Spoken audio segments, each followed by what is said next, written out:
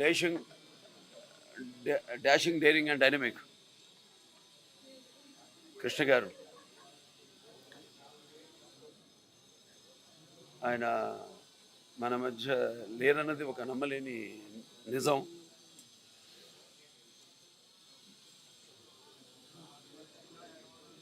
మరి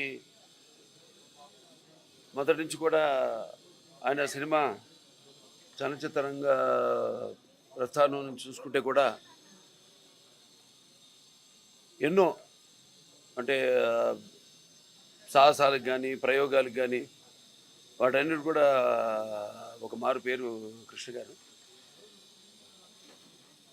ఆయన ఎన్నలేని సేవలు చలనచిత్ర రంగానికి చేయడం జరిగింది. ఆయన మొదటి హాలీవుడ్ కౌబాయ్ సినిమా అయితే కానివ్వండి, మొదటి సినిమా స్కోప్ సినిమా అయితే ఏంటండి, లేకపోతే మొదటి 70mm సినిమా, లేకపోతే మొదటి డిటిఎస్ సౌండ్ సిస్టంతో సినిమాలు, ఇవన్నీ కూడా ఆయన ఏ టెక్నిక్ వచ్చినా మొదట్లో మన తెలుగు చలనచిత్ర రంగానికి ప్రవేశపెట్టి, అలాగే ఒక నటుడిగా, ఒక దర్శకుడిగా, ఒక నిర్మాతగా కూడా ఇట్లా పద్మాలయ స్టూడియోస్ని స్థాపించి ఎన్నో మహత్తరమైన మంచి సినిమాలు ఆయన తీయడం జరిగింది. అలాగే ఒక సాంఘిక చిత్రాలు అయితేనేమి, జానపద చిత్రాలు అయితేనేమి, లేకపోతే చారిత్రాత్మక చిత్రాలు, అలా అన్ని సినిమాల్లో కూడా ఆయన నటించి ఆయన అందరి హృదయాల్లో కూడా ఒక చెరగని ఒక ముద్రని ఆయన ఒక గూడు కట్టుకున్నాడు ఆయన కృష్ణ గారు. అలాగే ఆయన అంటే ఇవాళ ఆయన లేరంటే అందరినీ మొత్తం కేవలం చలనచిత్ర పరిశ్రమనే కాకుండా ఆయన అభిమానుల్ని, మొత్తం తెలుగు జాతినంతా కూడా ఆయన శోక సముద్రంలో ముంచి అందరూ కూడా ఒక తీరని లోటుగా ఆయన ఏదైనా ఆయన సాధించినవి భూమి మీద అంతా పుడతారు గిడతారు.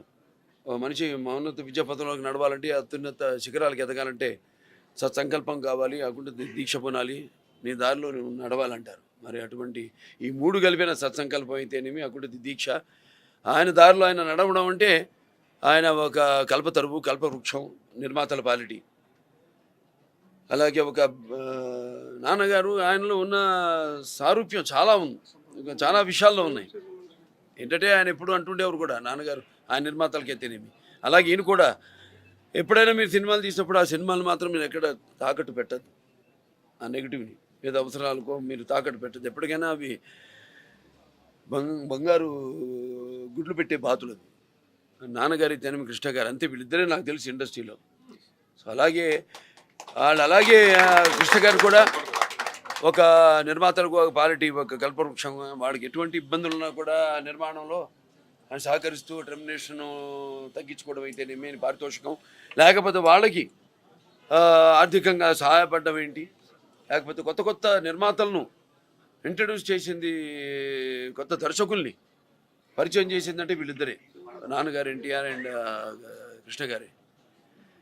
నేను ఆయనతో సుల్తాన్ సినిమా చేయడం జరిగింది. అప్పుడు ఆండమాన్స్కి వెళ్ళినప్పుడు కూడా ఎన్నో విషయాలు నాన్నగారి గురించి ఈ షార్ట్ల గ్యాప్ల్లో మాట్లాడుకుందామని, ఆయన గురించి తెలుసుకుందామని ఆయన అడిగితే ఆయన ఎప్పుడు నాన్నగారి విషయాలు చెప్తూ ఉండేవాడు. ఆయన అంటే అక్కడ బుర్రిపాలెం, ఆయన అక్కడ ఏలూరు కాలేజ్లో చదవడం, అటు నాన్నగారి సినిమాలు మొదట అడిగి ఆయన విన్నప్పుడు ఆయన తిన్న లాడి దెబ్బలు అయితేనేమి, లేకపోతే ఇవన్నీ మన ముచ్చటేస్తుంది. ఇవన్నీ కాదండి, మీ గురించి చెప్పండి అంటే ఆయన అలా ఒకళ్ళు స్ఫూర్తిగా, నా నాన్నగారిని స్ఫూర్తిగా తీసుకుని ఆయన ఎన్నో సందర్భాల్లో చెప్పడం జరిగింది.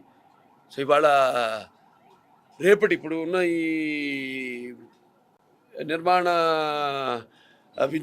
విధానానికి కూడా ఇవాళ ఒక కృష్ణ గారు అయితేనేమి, నాన్నగారు అయితేనేమి, వాళ్ళు ఒక స్ఫూర్తి ప్రదాత. భావి నిర్మాతలకు అందరూ కూడా అంటే చలనచిత్ర పరిశ్రమ బాగుండాలి, అందరూ బాగుండాలి. పంపిణీదారులు అయితేనేమి, ఎగ్జిబిటర్లు అయితేనేమి, నిర్మాతలు మొత్తం అందరూ బాగుంటేనే చలనచిత్ర రంగం బాగుంటుంది అన్న. ఎప్పుడు ఒక కళామ తల్లి, ఏ కళామ తల్లి అయితే వాళ్ళని పోషించి ఆ స్థాయికి తీసుకెళ్ళింది. ఆయన ఎంపీగా కూడా ఏలూరులో 89లో ఆయన ఎంపీగా గెలవడం జరిగింది ఏలూరు నుంచి.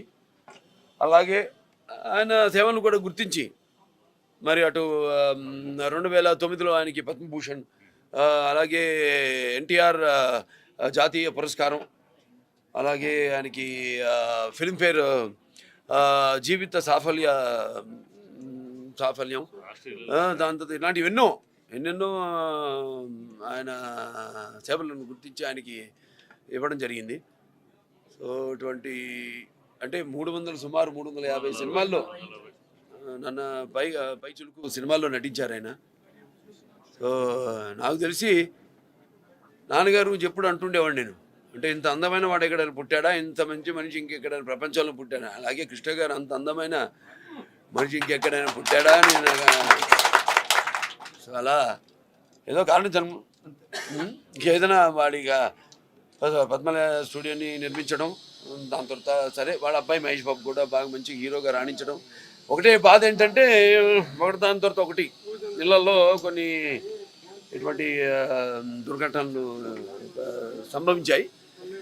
సరే ఆవిడ ఆయన శ్రీమతి గారు ఇందిరా గారు, అలాగే వాళ్ళ అబ్బాయి పెద్ద అబ్బాయి రమేష్ బాబు అట్లా ఒకే సంవత్సరంలో ఇలా జరగడం సరే ఎలాంటివన్నీ కాదు. కానీ ఇట్లా ముందు మా కుటుంబ సభ్యులందరూ కూడా ధైర్యంగా ఉండాలని,